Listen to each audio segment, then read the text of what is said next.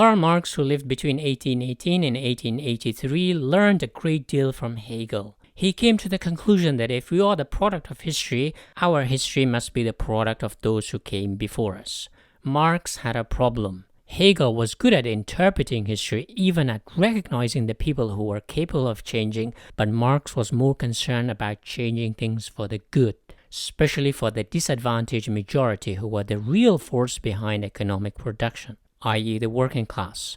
Marx said the history of our existence has been nothing but a continuous class struggle between the haves and have-nots, the powerful and the powerless, with the powerful enjoying it all and the powerless having a tough time of it. So Marx developed a philosophy of rational materialism, arguing that material inequality was the root of all evils. He argued that humans are fundamentally motivated by material objects, so we are rational because we want material things. To solve this inequality, he adopted egalitarianism. For Marx, the perfectionist future utopia was an egalitarian society where you only worked for the hours that provided you enough subsistence, and the rest of the time you could relax on the beach. You can also see traces of Christianity in Marxism, the fight between good and evil, culminating in the weak overthrowing the powerful and turning the world into a utopian communist heaven, where everyone lives equally and happily ever after. But Marx was not religious, so he based his philosophy on rational materialism,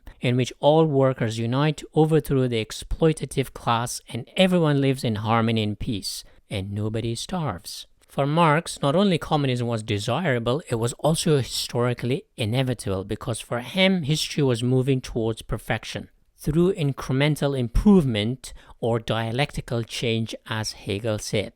For example, feudalism was an improvement on hunter-gatherer societies. Capitalism was an improvement on feudalism, socialism an improvement on capitalism, and finally communism an improvement on socialism.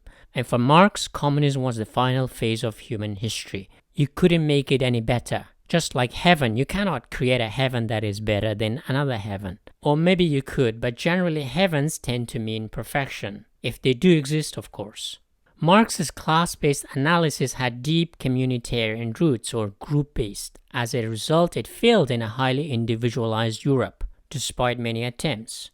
For example, in the 1870s, Paris had a socialist revolution, but it didn't stick. Marxism found fertile soil in countries with strong communitarian bond like Russia and China. So the 20th century witnessed many Marxist revolutions to move history in the right direction. These attempts had partial success but ultimately failed to create a communist utopia. So Hegel talked about history in motion, Marx talked about how to speed up that historical motion. Both Hegel and Marx saw things from a societist perspective.